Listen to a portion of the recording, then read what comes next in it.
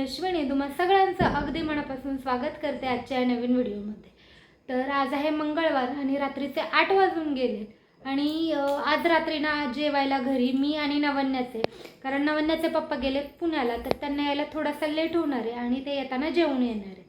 त्यामुळे आम्ही आमच्या दोघींसाठी मस्त असा मशरूम ब्रोकली गार्लिक राईस बनवला आहे। त्याची रेसिपी तुमच्यासोबत शेअर करते आणि त्यानंतर ना ती रेसिपी तर तुमच्यासोबत शेअर करतेच, पण ना मला त्यानंतर एक गोष्ट तुमच्यासोबत शेअर करायची आहे। ती अशी आहे की म्हणजे आपण पेरेंट्स म्हणून आहे ना, रिलेटिव्स किंवा इतर शेजारचे पाजारचे जे कोणी असतात ओळखीचे, त्यांना आहे ना आपल्या मुलांबद्दल एक बाउंड्री राखून दिली पाहिजे किंवा एक लाईन मर्यादा ठरवली पाहिजे की आपल्या मुलांना त्यांनी काय आणि कसं वागवलं पाहिजे, कसं बोललं पाहिजे याबाबत। कारण मी लहान असताना माझ्यासोबत बऱ्याचशा गोष्टी घडल्यात, त्याचबरोबर आता माझ्या मुलींसोबत जेव्हा त्या गोष्टी घडत आहेत ना, तर त्या मला अजिबात होऊ द्यायच्या नाही आहेत। त्यासाठी मी वाटेल ते करू शकते, म्हणजे मला नाही सहन होत माझ्या मुलींना कोणी बोललेलं काही केलं। तर त्याच रिलेटेड एक किस्सा आहे आणि काही गोष्टी आहेत त्या मी पुढे तुमच्यासोबत शेअर करते, पण त्याआधी रेसिपी पाहून घ्या। तर सगळ्यात आधी मी कढईत तूप घालून घेतलं आहे, आपलं गावरान तूप। याच्याऐवजी तुम्ही बटर देखील वापरू शकता, पण मी बऱ्याच वेळेस सांगितलं की जिथे बटर वापरावं लागतं तर जेवढं जमेल जेवढं शक्य असेल तिथे मी गावरान तूप वापरते बटरच्या ऐवजी।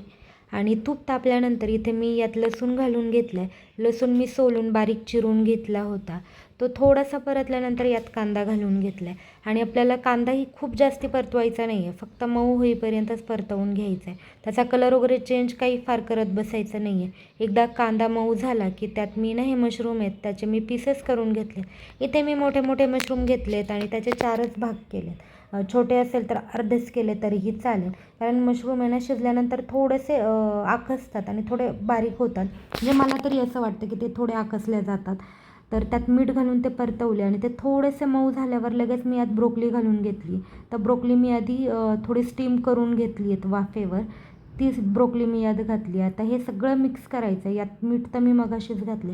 आता आपल्या मशरूमला ना थोडं पाणी सुटेल, तर याच्यावर झाकण ठेवून अगदी 1-2 मिनिट आहे ना त्याच्यावरच गॅस आहे ना आपला मीडियम करायचा आणि छान असं शिजू द्यायचं।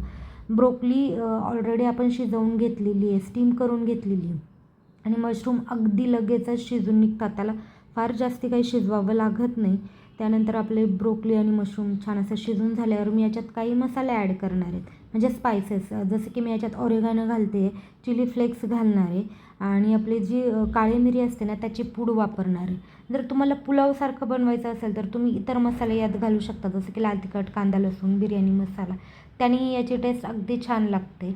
पण मला आज गार्लिक राईस बनवायचा होता म्हणून मी याच्यात फक्त आलं आणि हे बाकीचे स्पायसेस घातले, जसं की ऑरेगानो, चिली फ्लेक्स आणि काळी मिरीची पावडर। बस हे सगळं घालून छान असं मिक्स करायचं। त्यानंतर मी इथे अर्धा लिंबू घेतला, याने टेस्ट ना खूप छान येते राईसला, त्यामुळे हे अर्ध लिंबू पिळून घातले। कारण मी भात थोडाच बनवणार आहे त्यामुळे मी अर्ध लिंबू वापरते। भाताचं प्रमाण जास्ती असेल तर जास्ती वापरू शकता, म्हणजे जसं जेवढ्या क्वांटिटीत आपल्याला बनवायचं आहे त्या क्वांटिटीनुसार प्रत्येक गोष्ट कमी जास्ती करायची असते। त्यानंतर हा राईस आहे जो मी छान असा शिजवून घेतला आहे, त्यातलं पाणी काढलं आहे।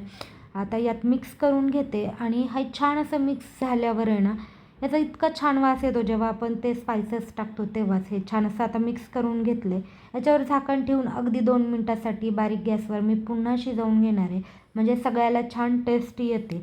आणि त्यानंतर आपला जो हा राईस आहे तो खाण्यासाठी तयार होतो। मी तरी याला ब्रोकली मशरूम गार्लिक राईस म्हणते किंवा lemon rice, garlic lemon rice म्हटलं तरीही चालेल, खायला अतिशय छान लागतो। तुम्ही देखील नक्की ट्राय करून पाहात। आणि आता जे मला तुमच्यासोबत शेअर करायचं आहे ना, ती अशी गोष्ट आहे की हे प्रत्येक आईवडिलांनी करावं असं मला वाटतं। कारण मी जेव्हा आई होणार होते तेव्हा हे मला कन्फर्म होतं की मी माझ्या मुलांना जेव्हा वाढवेल, आता माझ्याकडे 2 मुली आहेत, तर या दोघींबाबतीत माझं असं आहे की मी पॉझिटिव्ह तर खूप म्हणजे खूप आहे या दोघींसाठी, आणि प्रत्येक आईवडील असतात आपल्या मुलांसाठी पॉझिटिव्ह, तशीच मीही आहे। आणि मला एक असं आहे की माझ्या व्यतिरिक्त आणि तिच्या म्हणजे या दोघींच्या पप्पांव्यतिरिक्त आमच्या मुलींना बोलण्याचा अधिकार कोणालाच नाही आहे, ना मारण्याचा अधिकार आहे। कारण हे आमच्या मुलीत आम्ही ठरवू त्यांना काय बोलायचं काय नाही ते।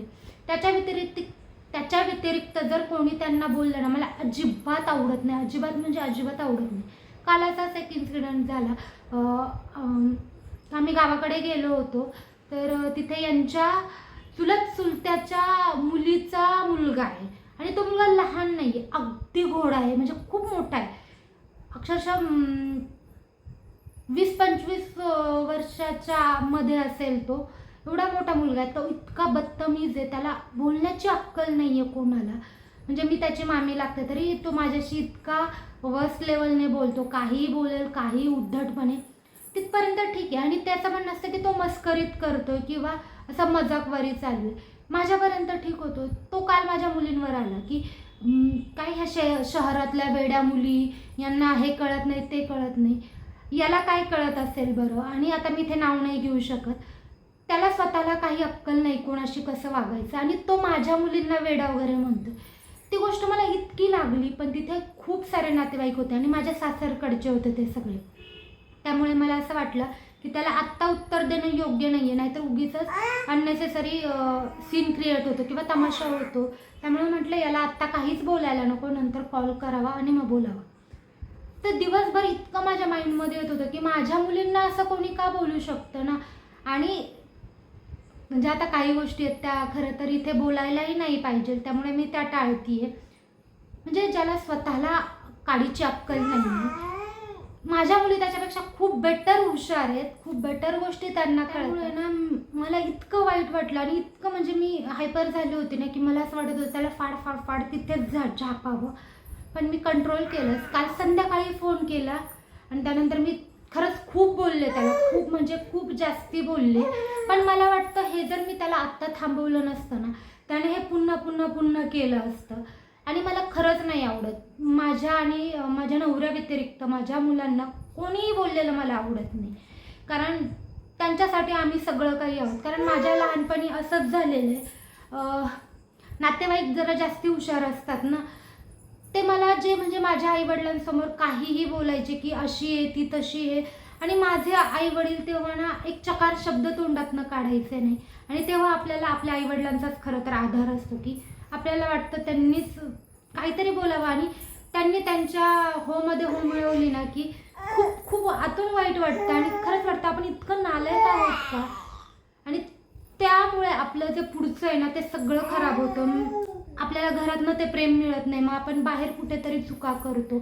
त्यामुळे मला तरी असं वाटतं की आणि मग काय होतं घरात आपल्याला असं सतत अपमान, सतत असं कोणी तिला देगते, सतत असं कोणी बोलत राहिलं ना की असं वाटतं आपण कितीच म्हणजे वाईट आहोत. आणि समोरचं सतत आपल्याला तसं बोलायला लागलं ना, ही उद्धट आहे, ही वाईट आहे, हिला अक्कल नाही, ही अक्कल शून्य आहे, असं सतत बोलायला लागलं ना की आपणही तसंच वागायला लागतो. हे मी अनुभवले. त्यामुळे मला असं वाटतं की माझ्या मुलींना ना मी नाही कोणाला बोलून देणार. माझ्या मुली आहेत, त्या माझ्याप्रमाणेच वागतील. मी त्यांना शिकवेल काय चुकीचं आहे काय वाईट आहे, हे फक्त माझं बोलायचा अधिकार आहे. त्यामुळे मी म्हणजे मला सांगता नाही येते की मला किती चीड आली होती. मी आत्ताही खूप जास्ती हायपर होते बोलताना. पण ठीक आहे, हे प्रत्येक पॅरेंट्सने केलं पाहिजे की तुम्ही तुमच्या मुलांना आहे ना इतर कोणी जर बोलत असेल ना तर तिथेच त्यांना थांबवत आणि त्यांना सांगत हे तुम्ही बोलायची गरज नाही, हे आम्ही बोलूत, हे आम्ही सांगूत, आम्ही सांगायला आहोत.